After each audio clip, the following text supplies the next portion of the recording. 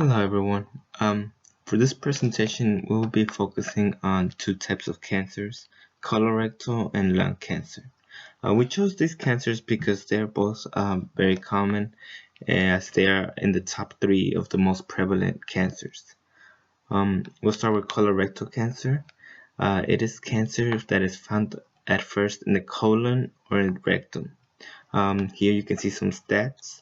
It is more prevalent in men than women, and there is no definite known cause, but it is believed that diet, alcohol consumption, and even tobacco use plays a big factor in the prevalence rate. We will also be talking about lung cancer. The main cause of it is, of course, tobacco use. It is also more prevalent in men, but there's also a lot of cases regarding women. As you can see, 200,000 new cases and about 130,000 annual deaths. So it is a very common cancer. Um, and another reason we chose these cancers is because there are definitely something that can be done to greatly reduce the risk of developing these cancers, such as eating a healthier diet and also eliminating tobacco use.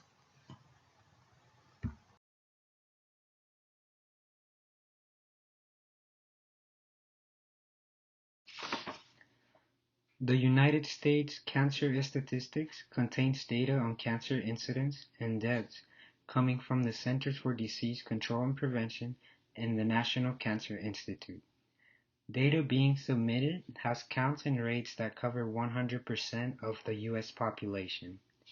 From the state of Texas alone, just within a 5-year gap from 2013 through 2017, there were 50,516 new cases of colon cancer.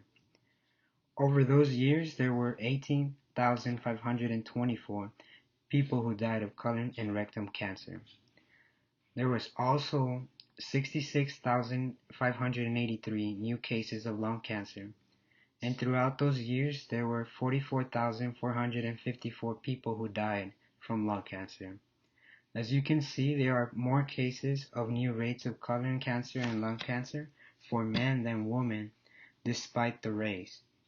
Cancer can definitely affect any individual, regardless of your sex or ethnicity.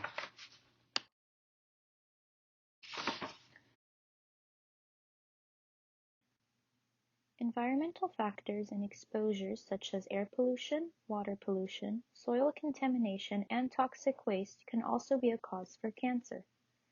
Research shows that communities with a greater Black population and areas with low socioeconomic status have a significantly higher risk of cancer due to environmental pollution. Environmental health is one of the many reasons why it's important to not litter and to try to decrease our carbon footprint by carpooling or biking.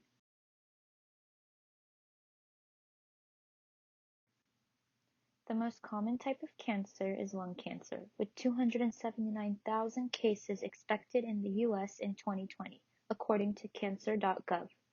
Lack of physical activity, having a high BMI, eating a poor diet, and smoking have all been linked to cancer.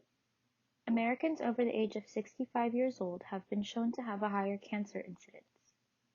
Data collected shows that African Americans are at a higher risk of developing colorectal cancer. Colorectal cancer is usually diagnosed after the age of 45 years old. Lung cancer is so common that each year more people die of lung cancer than colon, breast, and prostate cancer combined. Lung cancer deaths make up almost 1/4 of all cancer deaths. The CDC states that adults should begin screening for colorectal cancer after the age of 50, but people who have cancer run in the family or have a bowel disease may need to begin screening earlier than 50 years of age.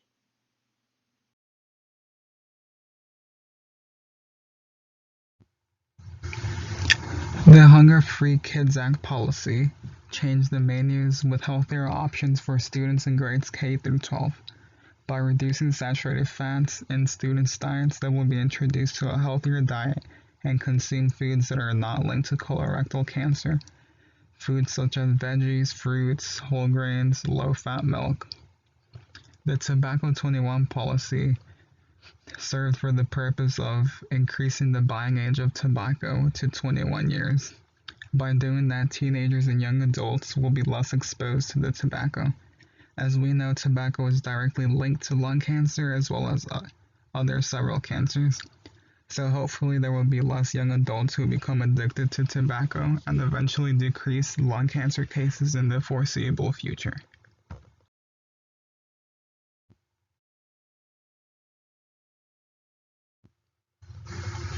Those who live within the low socioeconomic status spectrum are linked to having more colorectal cancer cases than those who live in a high socioeconomic status spectrum. Some reasons for that include lack of education on their health and well-being. The people are not aware of how harmful some foods are, which they consume, and the negative impacts the foods have on their overall health.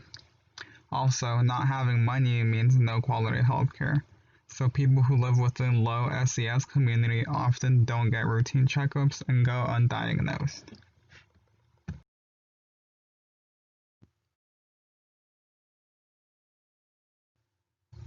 So for the impact on UH community, we focus on the UH dining hall. The UH dining hall offers several nutritious options for their meals. By serving healthier options, they are promoting healthy diets and helping decrease colorectal cancers in the long run that are linked to fatty foods. At the bottom of this slide, I placed a screenshot from the UH dining website that contains labels they use on their foods. It helps guide students to which foods are more balanced and nutritious. So I thought that was pretty neat on their part.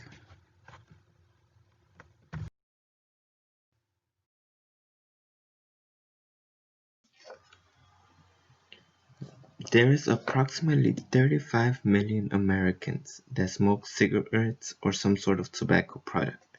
Research shows that many smokers want to quit and maybe even have tried, but it is a difficult thing to do as smokers tend to relapse due to nicotine being so addicting.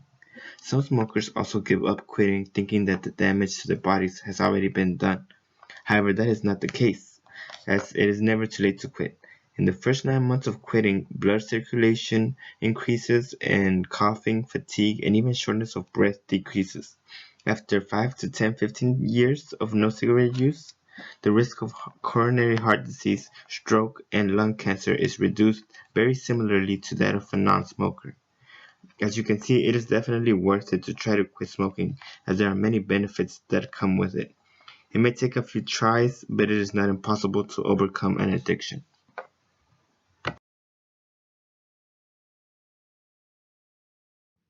Here you will see infographics we have created for both colorectal and lung cancer.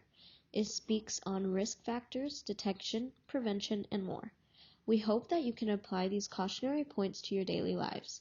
Feel free to scan the QR code to retrieve them and get a better look at all the information.